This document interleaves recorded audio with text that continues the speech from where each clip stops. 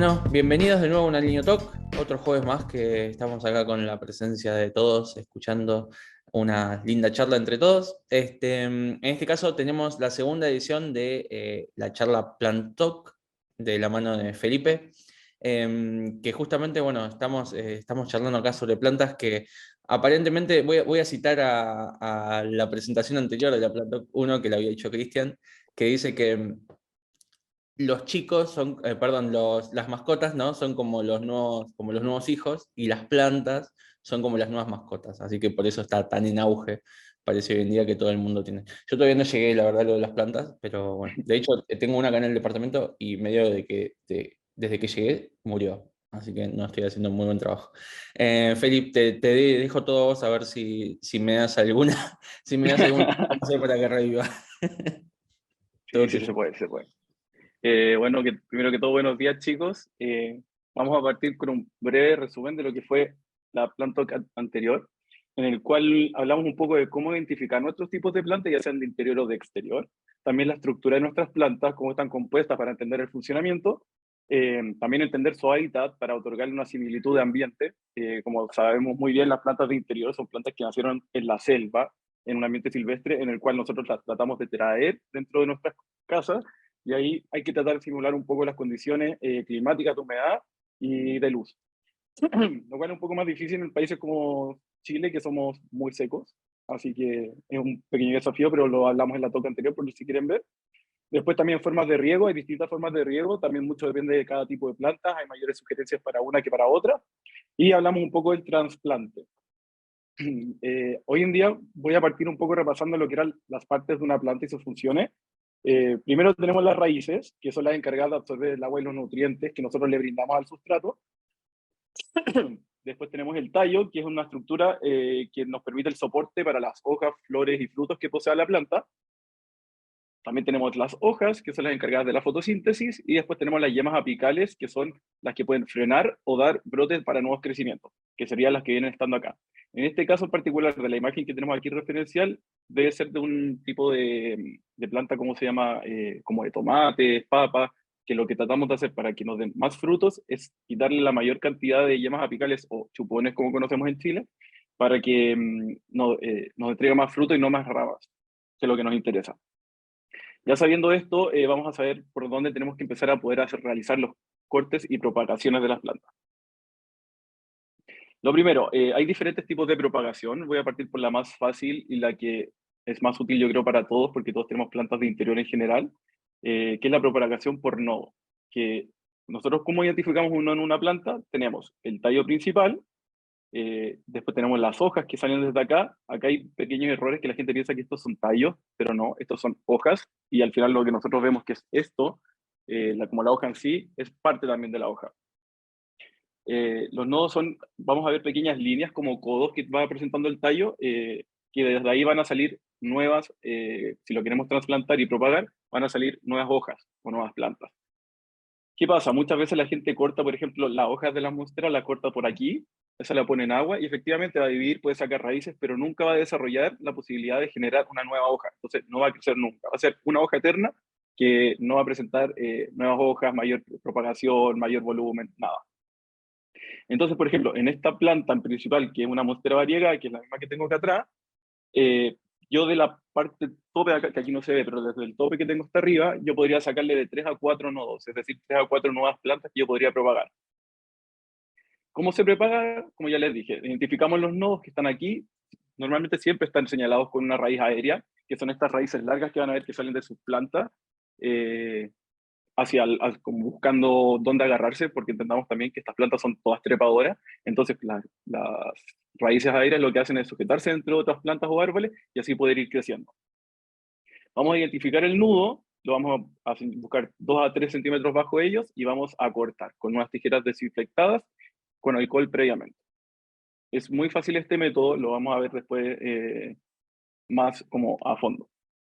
También tenemos la propagación por hoja, que esto es típico de las suculentas y de las peperomias, que las peperomias son las que conocemos como cucharitas, que si ustedes ven una hoja, por ejemplo, van a una tienda departamental y tiene una zona de jardinería y ven hojas tiradas, ustedes pueden agarrar esa hoja, no importa que esté seca, la apoyan sobre tierra y va a empezar a generar raíces. Después de que empiece a generar raíces, van a empezar a salir pequeños brotes como estos. Las suculentas son las plantas más fáciles de reproducir, no necesitas mayor control, necesitas muy poco riego, y es una muy buena opción para poder aprender. Hay gente que es más fanática, yo no soy tan fan de las suculentas, básicamente porque las encuentro como un poco opacas, como que le falta brillo, así que, pero es muy fácil, y, o sea, cuando ya empiecen a ir a casas de amigos y vean que tienen suculentas o peperomias, no tengan miedo, saquen una hojita, la ponen en agua, va a sacar raíces de esta forma y después la plantamos después de unos meses en un sustrato. Esta es la propagación por hoja. Y la última propagación más conocida también es la propagación por corte, que esto lo vemos principalmente en árboles frutales o árboles ya más crecidos, autóctonos de zonas, por ejemplo, que para no esperar el tiempo de floración y de semillas que propaga cada planta, nosotros podemos buscar un tallo verde dentro del tronco principal, alguna rama que sea muy verde, muy firme, le realizamos un pequeño corte en diagonal y agarramos una bolsa con tierra, con un sustrato que puede ser fibra de coco o una turba negra, lo forramos en plástico, lo mojamos muy bien, lo cerramos y lo amarramos con cinta o con plástico, como ustedes quieran. ¿Qué va a producir esto? Va a generar como un microclima dentro de este como paquetito, en el cual va a evaporarse el agua, va a llegar a las paredes del plástico, va a volver a regar la tierra y así va a estar generando todo el tiempo humedad constante para que esto empiece a sacar raíces.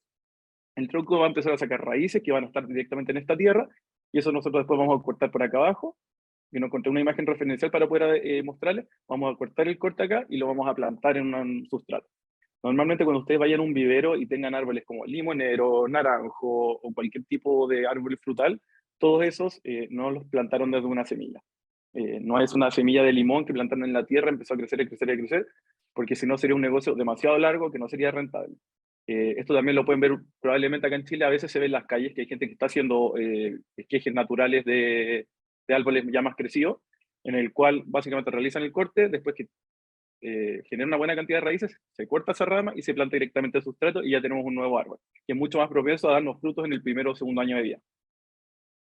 Después, dentro de los modos de propagación, por ejemplo, como hablamos del de nodos, hay diferentes formas de poder plantar estos nodos o hacer que empiecen a germinar y generar raíces. El primero es la perlita. Hay plantas que son muy afines a la propagación por perlita, que son, por ejemplo, la lengua de suegra, que se llama sansevieria, que es esta planta que tiene como hojas largas, que no la tengo aquí para mostrárselas, pero es una planta como de hojas largas, así como una lengua de suegra, una serpiente. Esta, si ustedes la cortan, la dejan secando un poco para que no se vaya, para que cicatrice bien la herida, y después lo ponen en una en perlita con agua, va a empezar a generar raíces. Es una planta muy lenta de enraizar, pero es una planta de alto éxito. O sea, es muy probable que sí les dé raíces y es muy fácil de cuidar también. También tenemos la propagación por musgo, que es exactamente el mismo sistema. Mojamos el musgo. Por ejemplo, acá tengo un tutor de musgo, que el musgo se seca, lo tenemos que estar hidratando, y ponen ahí la planta, por ejemplo, ya sea una hoja de suculenta, una hojita de peperomia, uno de monstera, lo ponemos en el musgo, y con la humedad constante va a empezar a generar raíces. También tenemos la arlita, que es arcilla hecha como bolitas, en el cual lo mojamos y lo que produce ella que van absorbiendo humedad. Entonces hay una humedad constante alrededor de las raíces. También las aprieta mucho y es muy fácil, como se llama, que las raíces puedan crecer ahí mismo. La arlita también funciona del mismo modo, se moja muy bien, se llena de agua, se pone en una fuente y ponemos los esquejes. De todas estas, ninguna es mi favorita. Hay unas que tienen mayor tasa de éxito, que es el agua. El agua es la forma más fácil que encuentro yo hoy en día para propagar el 99% de las plantas, en el cual cualquier nodo que realicemos, o ya sea una hojita de peperomia, un nodo de monstera, o del, ¿cómo se llama? La rafidofora, que les voy a mostrar más adelante, es cortamos bajo el nodo y ponemos en agua. Esto tiene una tasa de éxito brutal, y lo mejor es que vamos a poder ver las raíces. Yo aquí les tengo un ejemplo, que lo hice con una planta que tengo, que es un potus, y está lleno de raíces. Lo puse en agua hace un mes aproximadamente, y este ya va a ser una nueva planta, y estoy esperando la primavera para poder plantarlo. Lo único que tenemos que preocuparnos de esto es que cambiar el agua cada 3 días, una vez a la semana. Yo no soy muy pro de regar las plantas en general, creo que lo más fácil es no regarlas. De hecho, le digo a todo el mundo, cuando vayan a regar, esperen que el sustrato esté realmente seco o que la maceta pese muy, muy poco, porque así nos aseguramos de no ahogar las plantas y no generar una pudrición. Si pudrimos las raíces, ya no hay forma de poder salvarlas, es muy difícil. Y el otro, que es también muy, muy común, es plantar los esquejes directamente al sustrato. En un sustrato húmedo, o sea, un sustrato previamente seco, ingresamos el esqueje y lo regamos muy, muy bien. Esto lo que va a provocar es lo mismo, generar una humedad constante, lo cual va a acelerar la generación de raíces. En mi caso particular, lo que mejor éxito me ha dado siempre es el tema del agua. Aparte que podemos ir viendo el crecimiento porque el agua es transparente y se puede ver todo. Eh, es mucho más constante la humedad, vamos cambiando el agua, la planta va a ir absorbiendo lo que necesite y no como se llama, no vamos a tener el riesgo de encharcarla. De hecho, hay muchas plantas que ustedes pueden tener toda su vida directamente en agua. La monstera, ustedes pueden tener un esqueje que enraíce muy, muy bien y que viva siempre en un macetero con agua, con un florero, y va a vivir, va a crecer, no va a ser una planta gigante, pero va a mantenerse con vida. Es muy fácil. Sobre todo si no les gusta regar, porque ahí lo único que tienen que preocuparse es de estar cambiando el agua cada 3 días, que sea agua fresca, para que no se pudran las raíces, no se estanque, no genere mosquitos, etc. Los beneficios de la propagación. Aquí tengo un caso práctico de una rafidofora que yo compré hace un par de años, que era muy chiquitita, de haber sido como estas 3 primeras hojas, y empezó a crecer, crecer, crecer, crecer, crecer todo el verano pasado, y era un tallo muy fino, como se ve acá, pero muy largo. Y en un momento dije, vale, esto llegó al techo, ya se está inclinando, ya no tengo más tutores que sean de 2, 3 metros, así que lo que hice fue cortarla. Aquí, pic, la corté y desde una yema apical empezó a salir 2 raíces. ¿Y qué empezó a pasar? Que una raíz era mucho más gruesa, mucho más firme, con hojas mucho más grandes y con muchas más fenestraciones. Las fenestraciones son los hoyos que tienen las plantas, como las monsteras que tienen esos hoyitos al medio, y es para que pase la luz para las hojas que están inferiores a ella. Eh, Empezó a tener un tallo mucho más firme en el cual yo dije, vaya, o sea, aquí lo que tengo que hacer ahora, y es lo que estoy esperando a primavera, esta planta yo la voy a matar básicamente. Lo que va a hacer, la voy a reproducir, voy a sacar muchos esquejes, y voy a tener, como se llama, una planta después mucho más vigorosa, mucho más frondosa, y no va a presentar, como se llama, problemas con la humedad. Lo que me pasó acá, por ejemplo, si ven, hay como 3 o 4 hileras y no tienen hojas porque se secaron. Algunas tomé un mal error que fue de sobreabonarla, que es lo que vamos a hablar más adelante, lo cual produjo que la planta, como se llama, tuvo un estrés por sobre fertilizantes y abono, y empezó a tener hojas que se están poniendo amarillas, se van secando a poco. Entonces, para no salvar esta planta y que no se vaya a morir, apenas llega un poco de calor en primavera, voy a cortar acá y voy a sacar 2 esquejes muy grandes para tener plantas grandes y no tan chiquititas. Lo otro es que nos sirven de decoración. La van a ver, yo por ejemplo tengo toda la casa llena de esquejes. Tengo, bueno, el que les mostré antes. Tengo también tengo este como una fuentecita, lo cual es muy fácil porque esto, por ejemplo, lo compré en Ikea, me salió, no sé, en dólares, como $1.50. Compré 3, tengo en la casa lleno de decoraciones de esqueje. La gente dice, "Oh, qué bonito se ve". Hay gente que lo hace con tubos de ensayo, compran la matriz de donde se ponen los tubos de ensayo, lo cuelgan y se ve muy, muy bien. Esperan a que generen raíces y ya cuando tengan raíces van a tener, como se llama, una planta nueva. ¿Y qué es el beneficio de eso otro? Que van a tener regalos ilimitados. Yo desde mi planta madre, que es esta monstera variegada acá atrás, la he cortado tantas veces y ya tengo muchos hijos que yo he estado regalando. Entonces, cada vez que tengo un cumpleaños, hago un regalo súper, súper bueno, porque para la gente que sabe de plantas sabe que una monstera variegada como esta, que es muy chiquitita, que es la misma que tengo acá, que tiene mucha variegación, o sea, tiene hojas muy blancas, y ya pasan a llamarse monsteras albo, valen sobre $35, por lo menos en Chile, una planta de ese tamaño. Entonces estás regalando un muy buen regalo que a ti te salió 0 pesos y es muy fácil de reproducir. O sea, la monstera es una planta que yo le recomiendo a todo el mundo. Es prácticamente imposible que la maten, a menos que la sobrerieguen. Y cuando la vean crecer, la van a ir cortando. Su planta principal, su planta madre, va a ser mucho más frondosa, mucho más vigorosa en hoja. Y van a tener un montón de hijos para regalar. Y mientras están creciendo esas plantas, tienen decoración infinita para el departamento. Y los departamentos verdes se ven mucho más como hogar que un departamento sin tanto verde. Ahora, lo importante, ¿cuándo propagar? Como ya les mencionaba, primavera y verano son los mejores meses para poder empezar a hacer la propagación o reproducción de plantas. Lo único que tenemos que preocuparnos es mantener una humedad constante en las plantas y una condición de luz adecuada. Como hablamos en la talk anterior, las plantas de interiores, que son todas las que manejamos hoy en día prácticamente dentro de nuestras casas, son plantas de selva, por ende no reciben mucha luz, son plantas que crecen a ras de piso y van trepando hasta llegar a las copas de los árboles. Pero una cantidad de luz muy fuerte y con un sol directo, lo que va a hacer es solamente quemarlas, sobre todo si sus plantas son variegadas, es decir, que tienen como manchas blancas o de algún color en especial. Así que ahí lo único que les recomiendo, cerca de una luz, si tienen, por ejemplo, yo todas estas plantas las tengo al lado de mi ventana que le llega mucha, mucha luz, pero cuando empieza a pegar el sol, yo bajo las cortinas y dejo los rollers que tienen como una transparencia del 5%. Entonces reciben luz, mucha luz, más no un sol directo. Por ende, las hojas no se van a quemar y van a tener plantas con un gran éxito, muy bonitas, hojas muy grandes, y van a sacar hojas todo el tiempo. A mí, por ejemplo, esta monstera, desde que me cambié acá, me sorprendió que en invierno ha sacado 4 hojas ya, y en verano yo había sacado 4 hojas en el lugar anterior que la tenía. ¿Por qué? Porque está recibiendo mucha luz, más no sol. Y eso es lo que les mencionaba un poco, diferenciar la luz del sol directo. Hay plantas como el ficus que sí requieren un sol directo, lo que es cactus, el ave del paraíso, necesitan una luz intensa, es decir, que le pueda pegar el sol directo y mucha, mucha luz. Después tenemos luz media, que es como este luz de media tarde, como de las 6 de la tarde o de la mañana, que es un sol bueno, que no las va a quemar.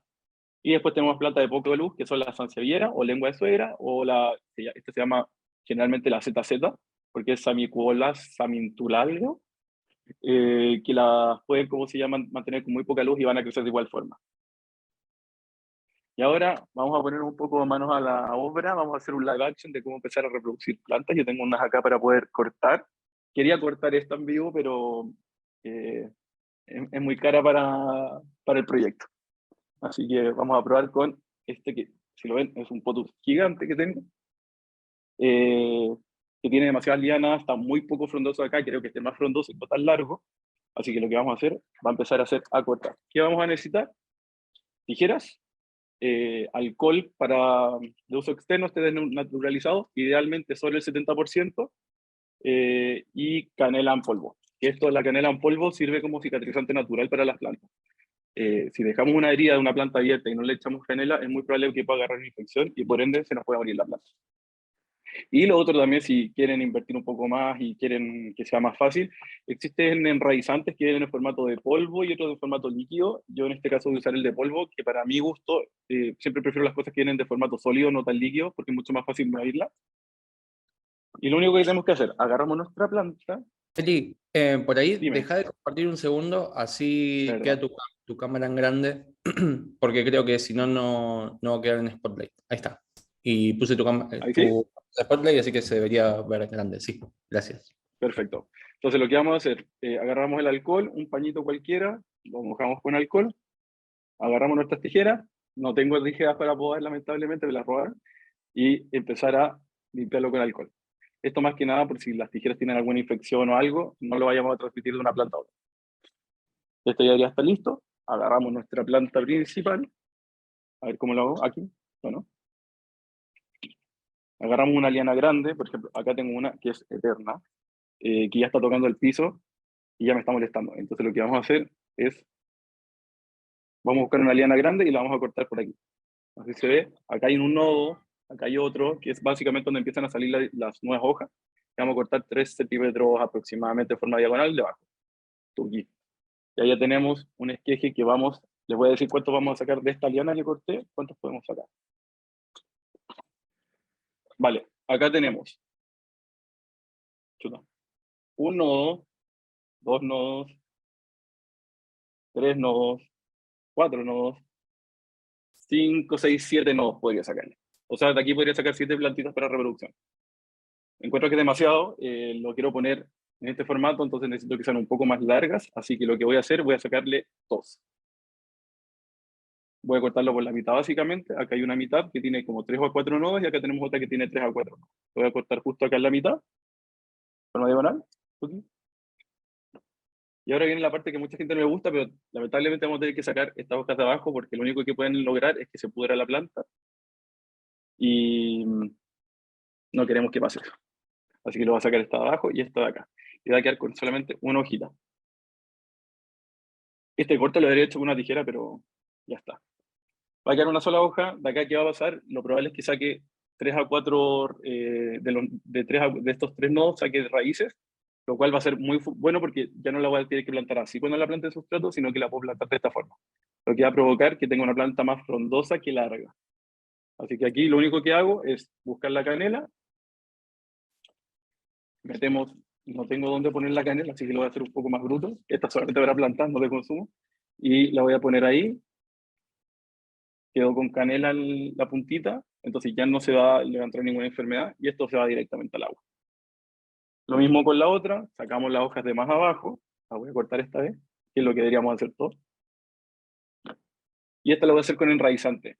Voy a ponerle enraizante, que yo lo tengo en formato polvo, lo ponemos en enraizante, Y esta en específico no la voy a poner en agua, la voy a poner en sustrato, porque quiero probar cómo funciona la reproducción por sustrato del potus, que es una planta muy fácil de cuidar. Así que la voy a poner aquí mientras tanto a que se seque. Y eso es lo más fácil, o sea, cuando tengan plantas no tengan miedo a cortarlas, de hecho para las plantas es súper beneficioso cortarlas, van a ser más frondosas, van a sacar hojas más grandes, van a ser mucho más potentes, van a ver que el tallo va a empezar a engrosar, porque ¿cuál es el problema? Que podemos tener una planta con un tallo muy fino, muy grande, que es lo que le mostraba con mi Rafi, y lo único que vamos a ganar con eso, espérame, para compartir, ¿no? Y lo único que vamos a ganar con eso va a ser que la planta sea muy endeble y cualquier cambio de temperatura, cambio de lugar, sufra mucho estrés y probablemente pase mejor vida. Ya hablamos un poco de lo que era la reproducción de las plantas. Si tienen preguntas, después no estoy viendo el chat, así que después me dicen. Vamos a hablar un poco sobre el abono y fertilización. Hay una frase muy famosa que dice que el abono aporta nutrientes al suelo y el fertilizante a la planta. Esto es mentira, porque si bien el fertilizante está creado para fertilizar plantas, no sustratos, eh, inherentemente igual le va a llegar parte de ese fertilizante al sustrato, lo que va a hacer que la tierra, la condición del sustrato mejore y por ende la planta lo reciba por las raíces. La forma más fácil de diferenciar abono con fertilizante, el abono es todo lo que viene de productos naturales. Por ejemplo, el compost, las cáscaras de plátano, la gente que muele cáscaras de huevo para generar calcio, todo eso es de forma natural, lo que vamos a llamar abono, que es idealmente de forma natural. Yo prefiero hacer abono más que fertilizante, no me gustan mucho las cosas químicas dentro de las plantas, de hecho yo le he hecho muy poco abono. Y hay gente que prefiere el fertilizante, que viene con un origen químico, es mucho más medible, casi todo viene en formato líquido y es mucho más fácil si quieres plantas muy frondosas, muy verdes, que crezcan muy rápido. O sea, nosotros tenemos que empezar a aprender que cuando vamos a un vivero y vemos que ellos tienen plantas que están muy frondosas, muy verdes y que están sobreviviendo, es porque están viviendo a base de fertilizante. A esas plantas les vamos a cortar el fertilizante y van a tener un crecimiento mucho más lento, como lo harían de forma natural. En el caso de los fertilizantes, todos están compuestos por tres grandes símbolos químicos, que son nitrógeno, fósforo y potasio, que lo vamos a conocer como NPK. ¿Y qué hace cada uno? Bueno, el nitrógeno es el encargado del crecimiento y abundancia de nuestra planta, es decir, que saque más y más hojas. Después tenemos el fósforo, que es el que transfiere la energía de la hoja para la planta y está encargado de la fotosíntesis, lo vamos a utilizar también en fases de floración y frutación, de fase de fruto. Y después tenemos el potasio, que es el cargado de la absorción de agua y el fortalecimiento de nuestra planta. Esto es para que aguante mucho mejor las heladas, los calores extremos, los cambios de lugar, de temperatura, etc. ¿Cómo vamos a encontrar los fertilizantes cuando los compremos? Vamos a ver que van a venir en formato, o sea, formato más físico como tierra o perlitas, que vamos a poder ingresar a la tierra, y otro que viene en un formato líquido. Y vamos a ver que viene compuesto por 15-15-15, 3-2-3, etc. ¿Qué significan estos números? Que tienen un 15, ¿cómo se llama? Un 15% de potasio, un 15% de nitrógeno y un 15% de fósforo. Entonces, cuando nosotros, dependiendo de qué estamos buscando en nuestra planta, que queremos fortalecer, vamos a comprar en base a esto. Lo más común que ustedes compren va a ser uno que sea 15-15-15, porque tiene de todo y es el más parejo, como el más transversal. Ustedes pueden comprar también, por ejemplo, un fertilizante que sea 3-2-3, como en el caso de este, que está especializado para la fase de crecimiento y resistencia. O sea, este idealmente lo vamos a poner antes de que empiece la primavera y el invierno, cosa que nuestra planta esté mucho más fortalecida, que nos dé frutos que no nos interesa. Caso contrario, podemos encontrar uno que sea 2-3-2, que nos va a entregar menos nitrógeno, menos potasio, pero nos va a entregar más fósforo. Entonces nuestra planta va a generar mayor frutación, mayor cantidad de hoja, mayor floración. Yo en lo particular no soy muy fan de lo químico, pero por norma general mía, no creo que las plantas son algo natural y que tenemos que tratarlas de formas naturales. Y yo trato de utilizar abono. ¿Qué utilizo yo? Eh, las cáscaras de plátano las pongo a hervir, las muelo un poco como para que suelten como esa babita del plátano. Espero que se enfríe y después solamente el agua la uso para regar las plantas. Esto nos va a otorgar como potasio natural, de una forma de decirlo, probablemente en una gran concentración, pero sé que no va a tener, mi planta no va a tener, como se llama, un estrés por sobrefertilizante o sobreabono. ¿Cuándo tenemos que fertilizar y abonar? Nosotros nos vamos a enfocar solamente en primavera y verano. Hay gente que dice que igual hay que hacerlo en otoño, igual hay que hacerlo en invierno. pero las condiciones cada vez están mucho más cambiantes en los países, los fríos están siendo no tan fríos y los calores están siendo muy calurosos. Así que vamos a empezar a cuidar esto. Yo en otoño y primavera no les pongo nada, tanto una bonala ni con cáscara de plátano, ni huevo, ni compost, nada. Yo las dejo todo el invierno que sobrevivan con pura agua, idealmente filtrada, pero yo utilizo agua de la llave. Y vamos a retomar en primavera y verano. En primavera y verano ahí empiezo de nuevo. Cáscaras de plátanos, cosas naturales, los huevos. Ustedes pueden hervir cualquier fruta y todo lo que va a botar esa fruta como nutriente. Después esperamos que se enfríe y se lo echamos al agua. Eso de moler la cáscara de huevo y echárselo encima está pésimo porque la planta nunca va a absorber nada de una cáscara de un huevo. Lo que necesita es el calcio que vamos a extraer de esa cáscara, que tenemos que hacerlo de forma nervia. Y aunque se lo echemos como polvillo, lo único que vamos a generar es que se llene de plaga, porque va a ser basura, el cual se van a acercar mosquitos y la planta va a contagiarse mosquita blanca o cochinilla blanca, que son estos como chanchitos de tierra que se pegan debajo de las hojas, que son comunes. Idealmente no. Y en primavera, verano, cada 2 semanas aproximadamente, o 20 días, vamos a estar abonando o fertilizando nuestras plantas. No hay nada malo con fertilizar, solamente quería dejar claro que yo soy pro abono. Lo vamos a incluir la fertilizante en cada fase de riego, es decir, en verano aproximadamente, no son reglas establecidas, vamos a regar nuestras plantas 2 veces por semana o 1 vez por semana, dependiendo del tipo de planta, y en uno de esos riegos vamos a incluir cada 2 semanas el fertilizante, ya sea líquido o de forma sólida, o el abono. Ustedes deciden ahí. Algunos tips. Al utilizar fertilizantes, sí o sí seguir las instrucciones. Más fertilizante no significa que la planta le vaya a ser mejor. Si ustedes se pasan con el fertilizante, la planta se va a sobreestresar, se va a empezar a tener pudrición de raíces, las hojas van a empezar a ponerse negras o amarillas, porque es un sobreestímulo de nutrientes. Es como que le den más azúcar de la que podría comer un niño. Va a quedar como medio tiritón. El abono tiene que ser natural en mi caso. Yo utilizo, como les dije, el huevo hervido. Yo agarro las cáscaras de los huevos, las muelo en un mortero, las pongo a hervir, después lo tamizo y solamente el agua fría se la pongo a las plantas. Las cáscaras de plátano, lo mismo. El compost, lo mismo. El compost y la borra de café nunca se echa directamente sobre el sustrato, nunca. Lo único que vamos a hacer es más bichos y posibles plagas. ¿Qué tenemos que hacer? Sacar un poquito de sustrato, mezclarlo con el compost o la borra de café, y eso se pone en la planta. Y la borra de café no es para todas las plantas, tenemos que fijarnos si nuestras plantas necesitan una tierra ácida o no. Entonces, por favor, fíjense en eso, es súper fácil. Ponen su tipo de planta en Google, qué tipo de sustrato utilizan, y les va a decir. Ya les va a decir si un más ácido, más alcalino, y ustedes empiezan a trabajar en función de eso.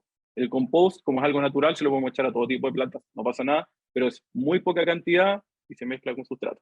A mí me pasó hace poco que uno de los amigos con el que iba agarró un compost, se lo puso una cucharita, una peperomia, y básicamente le hizo como un top layer que era solamente barro y el agua no filtraba. Entonces esa planta probablemente vaya a morir si no le sacábamos el compost. Lo sacamos, se lo retiramos ayer, lo mezclamos con un poco de sustrato, idealmente un sustrato muy liviano para que tenga mejor absorción de agua, y estamos cruzando los redes porque sobreviva. Si no sobrevive, vamos a empezar a propagar, que es lo que le mostré hoy en día. Vamos a cortar una hoja, la vamos a poner en tierra o en agua, esperar a que enraíce y después la vamos a plantar. Y lo último, si la planta ustedes ven que se está decayendo, las hojas se están poniendo amarillas o negras, que no sea por un proceso natural, que ustedes sepan que algo le pusieron o algo hicieron mal y por eso la planta está presentando fallas, métanle tijera, no tengan miedo. Es más fácil salvar una planta a partir de una propagación que tratar de arreglarla cambiándole el sustrato, sacando las raíces podridas, usando agua oxigenada. Es mucho más fácil.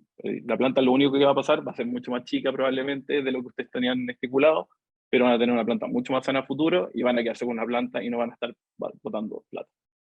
Y eso fue un poco lo que les quería hablar hoy día sobre fertilización y abono y propagación. Así que si tienen dudas, cualquier cosa, pueden preguntar. Muy buena charla, Feli, muy divertida. Yo tengo una consulta. Vos recién cuando cortaste la planta, le cortaste el tallo de abajo, no, Sí, no yo estoy agarré, en la altura correcta, pero viste que la sellaste con canela abajo, pero donde sacaste las hojitas no lo sellaste. ¿Eso habría que sellarlo también? sí, de hecho sí. Muy buena observación. Mm. Tengo que ponerle canela aquí y de hecho acá está botando como un líquido. Muchas veces van a ver que tus plantas cuando las cortan, como los gomeros por ejemplo, esto que se llama ficus elástica, si no le ponemos canela o algo que selle, que no vaya a dejar una herida abierta, probablemente va a empezar a botar como un líquido blanco. Y eso ahí pueden llegar moscas con enfermedades y hacer que tu planta capute. Ok.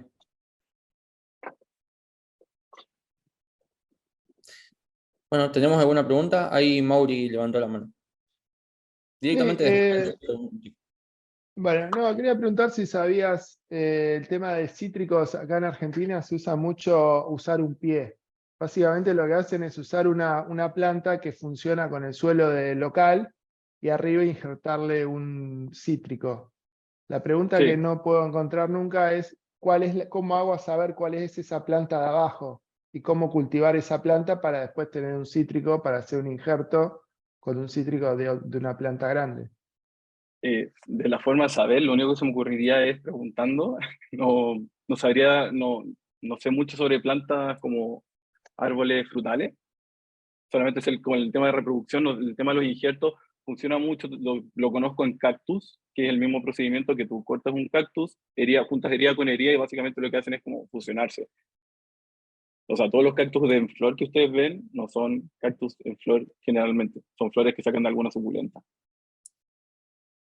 Pero ahí quedo un poco metido con tu pregunta porque no sabría decir con quién lo están haciendo en Argentina el tema de los cítricos, con qué árbol lo estarían mezclando. Ah, dale, dale, gracias. Perdón por lo poco.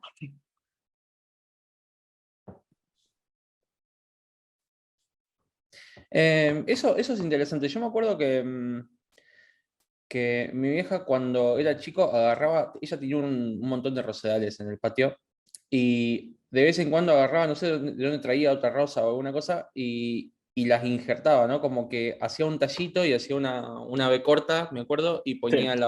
el tallo de la otra rosa y después tenía unas rosas que ponele, había combinado una blanca con una roja y le había quedado una rosa rosa, digamos.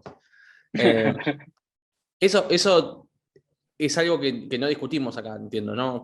Pero, ¿qué tan complejo es hacer eso?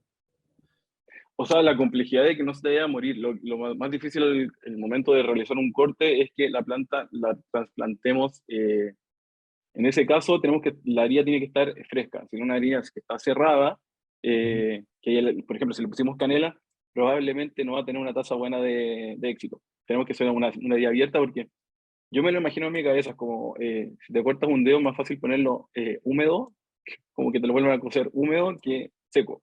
Como que no va a tener, no va a ser como, no sé, me lo imagino de esa forma. Y lo otro es preocuparse mucho el tema de cuándo se hace.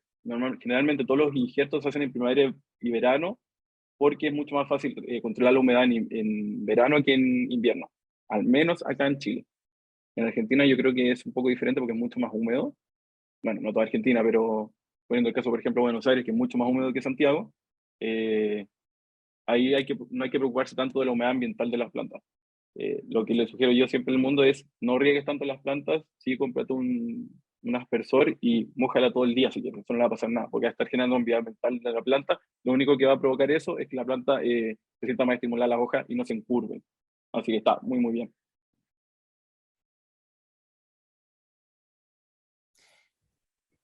Perdón, como no nadie está levantando la mano, yo pregunto otra cosa. ¿Y podés combinar cualquier tipo de planta o hay plantas que son compatibles con otras y otras que no? Mira, lo vamos a dejar por una siguiente talk porque quiero aprender más al respecto, porque la verdad no sé mucho. Sé Ok. sobre lo de los cactus, que son como de la misma familia, que son suculentas. Los cactus son suculentas igual que las suculentas, en el cual son plantas muy carnosas que tienen como están hechas como de un gel interiormente. Entonces, por eso me parece que pueden tener altas tasas de éxito, el inyectarle plantas a otras. Lo quiero probar, no sé cómo funcionarán plantas de interior, habría que probar. No, Así que lo vamos a dejar para una próxima talk de planta. Cuando ya aprenda al respecto, les vengo a enseñar. buenísimo. Ahí tenemos una pregunta de Nico. Yo tengo Nico, una pregunta. ¿Hay una manera más fácil de sacarle las arañas a una planta o tienes que pasar un paño por toda la... A ver, lo más sano es pasarle el pañito húmedo. Idealmente puede ser con muy poquito alcohol. eh, Puede ser una opción. Si no, el aceite de NEM funciona muy bien. Normalmente lo vas a encontrar como Neem Oil. Y el jabón potásico. Cualquiera de esos dos te va a funcionar muy bien, el cual tienes que agarrar una toallita, ponerle el jabón potásico, obviamente diluirlo en base a las medidas que te estoy diciendo y eso pasarlo vigorosamente por la hoja. Si tú agarras una hoja de una planta de esta forma y agarras un paño y se lo pasas así fuerte, la planta no le va a pasar nada. O sea, a eso hay que preocuparse. Y lo otro, para mantener, sugiere mucho que para evitar plagas hay que tener una planta de tabaco cerca de tus plantas, lo cual es verdad. Yo lo he visto en huertos, que funciona muy bien, alejas todos los bichos, porque tiene un olor particular un poco más fuerte para los bichos, lo cual hace que se alejen. Sí, como dice Romy, hay que leer las instrucciones porque todos estos productos de jardinería, si no seguimos las instrucciones, lo único que vamos a hacer es generarle estrés a las plantas. Las plantas igual son un poco delicadas como con las cosas más químicas que puedan tener en su entorno. Así que con eso solamente cuidado, seguir bien las instrucciones y seguir las medidas al pie de la letra, si no las van a matar.